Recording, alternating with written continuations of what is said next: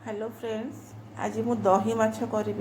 दही माछ करने माछ को भलसे धोई धाई रखी एठी हलदी आउ लुण नहीं माछ उपरे पकईकि भल कि गोल रखीदबा।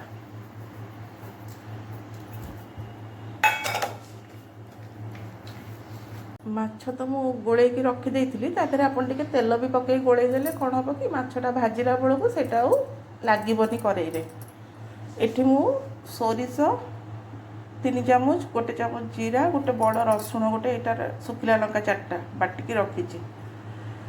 एठी कंचा लंका, भृषंग पत्र, धनिया पत्र आ 3टा कटा पियाज रखी।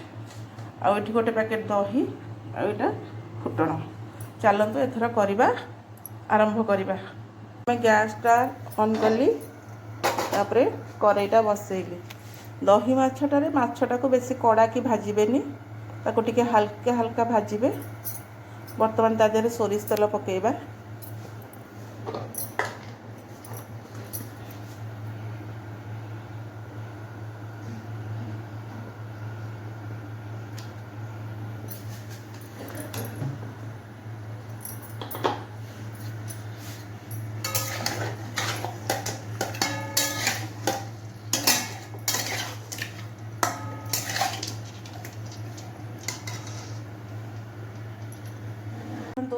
मसलाटा को जमा बेसी पानिया करेंगे, तार पूरा एमती पेस्ट करेंगे है। बर्तमान तेलटा ताती गला आम माछटा पकेइबा।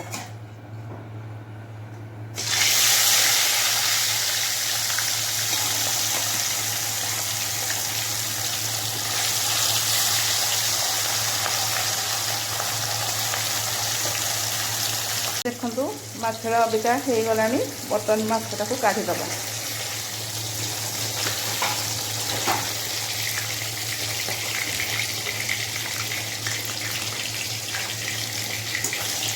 बर्तमान सबू माछ भजा हो गला। बर्तमान मु दहीटा नहीं, दहीटा को आम भल कि गोले दबा।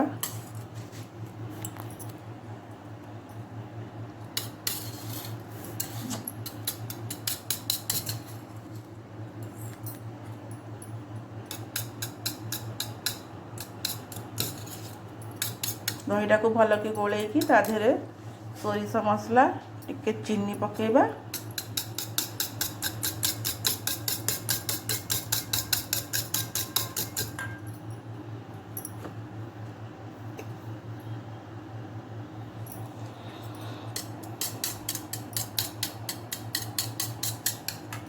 दहीटा को भल कि गोले देबे है। गोले सारा पर तादेहरे यही सोरिष मसला बटाटा दबा, टिके लुण दबा, सामान्य चीनी दबा। चीनी देले टिके टेस्टटा भल आसीबो।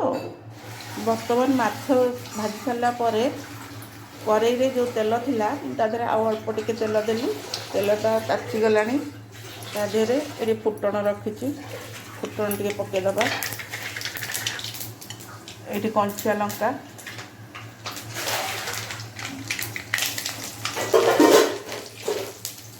भृषंग पत्र,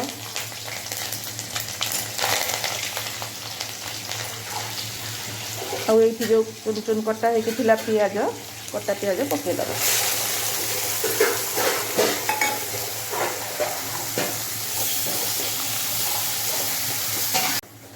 पियाजटा को बेसी कड़ा हवा को देबेनी, हल्का हल्का टिके भजा हम। देखंतु दही रे सोरिष मसला मु मिसई देछि, पूरा भल भाव में फेंटी देछि। पूरा एमती ही हम।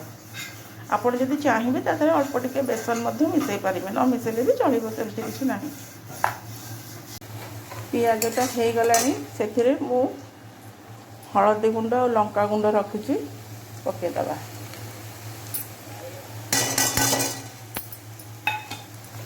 टिके ये करदबा।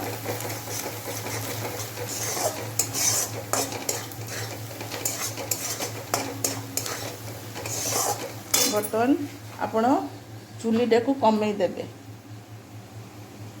कमई कि ए दही आउ सोरिष बेसर मसलाटा को तादेहरे पकेइबा।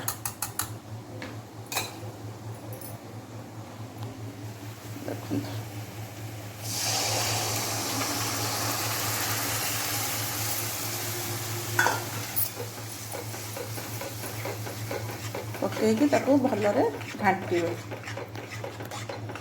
ଦେଖନ୍ତୁ ମସଲାଟା ବଢ଼ିଆ ସେ ପୁରା ଫୁଟିଗଲାଣି, ଫୁଟିକି ତେଲ ବି ଉପରକୁ ଆସିଗଲାଣି। ବର୍ତ୍ତମାନ ଆମେ ସେଥିରେ ଗୋଟେ ଗୋଟେ ମାଛ ଧୀରେ ଧୀରେ ଥୋଇବା।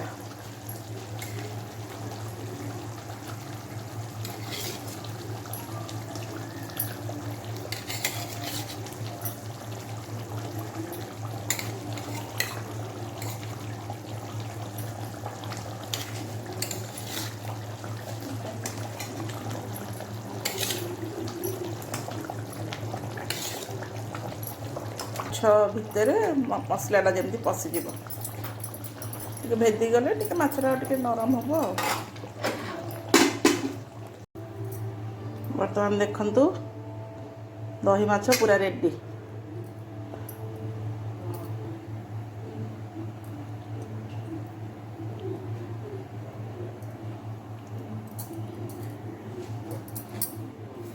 ଦେଖନ୍ତୁ ଦହି ମାଛ ପୁରା ରେଡ଼ି। କେମିତି ହେଇଛି ଆପଣ ଥରେ ନିଶ୍ଚୟ ଘରେ ଟ୍ରାଏ କରିବେ କରିବା ପାଇଁକା, ଆଉ ମୋତେ କମେଣ୍ଟରେ ଲେଖିବେ କେମିତି ଏଇଟା ଏମିତି କରିଲେ କେମିତି ଟେଷ୍ଟ ଆସୁଛି, ମୋତେ ନିଶ୍ଚୟ କମେଣ୍ଟ କରିବେ।